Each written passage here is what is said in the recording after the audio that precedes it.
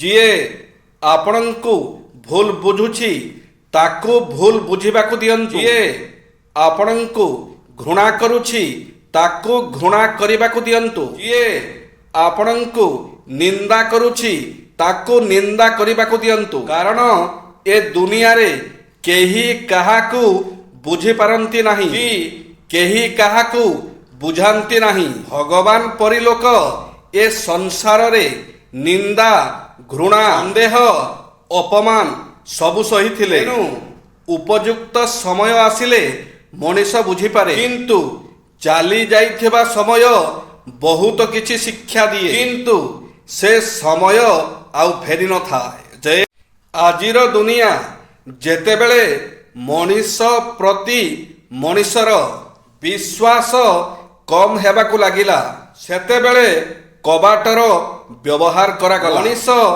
ଯେତେବେଳେ ବିଶ୍ୱାସ ଉପରେ ଆଘାତ କରିବା ଆରମ୍ଭ କଲା, ସେତେବେଳେ ତାଲାର ବ୍ୟବହାର କରାଗଲା। ଯେତେବେଳେ ମଣିଷ ଉପରେ ମଣିଷର ପୁରା ବିଶ୍ୱାସ ଉଠିଗଲା, CCTVର ବ୍ୟବହାର କରାଗଲା। ଯେ ଲୋଭର ଅନ୍ୟ ନାମ ହେଲା ଲାଳସା। ମାଗିବା ହେଉଛି ମନର ସ୍ୱଭାବ। ମନ ହେଉଛି ଏ ଜଗତର ସବୁଠାରୁ ବଡ଼ ଭିକାରୀ। ଏହା ନିରନ୍ତର କିଛି ନା କିଛି ମାଗୁଥାଏ, ଆଉ ଯେତେବେଳେ ତାକୁ ତାର ଇପ୍ସିତ ବସ୍ତୁ ମିଳିଯାଏ, ସେତେବେଳେ ସେ ସୁନାର ଅଣ୍ଡା ଦେଉଥିବା କୁକୁଡ଼ାର ପେଟ ଚିରିବାକୁ ପଛାଏ ନା। ଯେଉଁଠି ମନ ଅଛି ସେଠି ଲୋଭର ନିବାସ ହୋଇଥାଏ। ଏହି ଲାଳସା ମଣିଷକୁ ଖାଇ ପକାଏ। ଏହି ଲୋଭ କାରଣରୁ ହିଁ ମଣିଷ ଚୋରି, ଡକାୟତି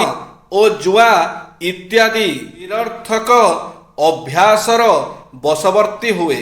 ଯେ ଦ୍ୱେଷ, କାହାରି ଉନ୍ନତି ଦେଖି ସହି ନ ପାରିବା ଓ ତାର କ୍ଷତି କରିବାକୁ ଆଗଭର ହେବାର ଭାବନାକୁ ଦ୍ୱେଷ କୁହାଯାଏ। ଅନ୍ୟର ସଫଳତାକୁ ଦେଖି ଦ୍ୱେଷର ଉଇ ଅନେକ ଲୋକଙ୍କ ଅନ୍ତରକୁ ଫମ୍ପା କରିଦିଏ। କାହାର ଧନ ଦେଖି ଜଳିବା, କାହାର ନୂଆ ଘର, କିଏ ପରୀକ୍ଷାରେ ପ୍ରଥମ ହେଲା, କାହାରି ବିକାଶ, ଏସବୁକୁ ଦେଖି ସହି ନ ପାରିବା।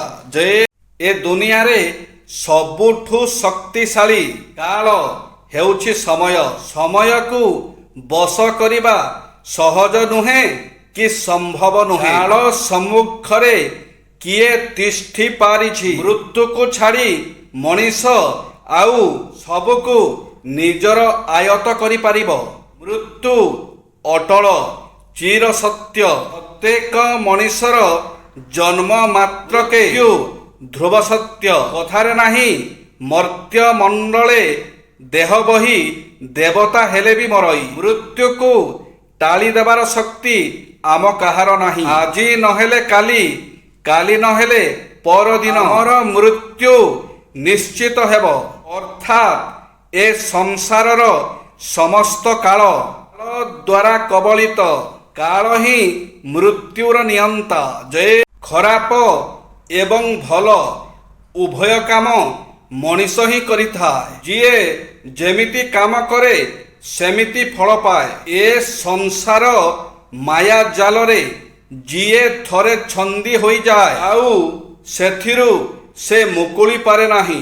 ଆମେ ମନେ ରଖିବା ଉଚିତ କି ମଣିଷ କେବଳ କର୍ମ କରିବାରେ ସ୍ୱତନ୍ତ୍ର, ମାତ୍ର ଫଳ ଲାଭ ତା ହାତର କଥା ନୁହେଁ। ମଣିଷ ସଂସାର ମାୟାରେ ନିଜେ ତ ଫସିଯାଏ, ମାତ୍ର ସେଥିରୁ ମୁକୁଳିବାର ସାମର୍ଥ୍ୟ ତା ନିଜର ନଥାଏ। ଏଣୁ ଆମେ ଆମ ନିଜକୁ ଆୟତ୍ତ କରିବା ଆବଶ୍ୟକ, ଯେମିତିକି କିଛି ଅସୁବିଧା ବା କୌଣସି ମାୟା ଜାଲରେ ଛନ୍ଦି ହେବା ନାହିଁ। ଜୟ ଶ୍ରୀ ଜଗନ୍ନାଥ।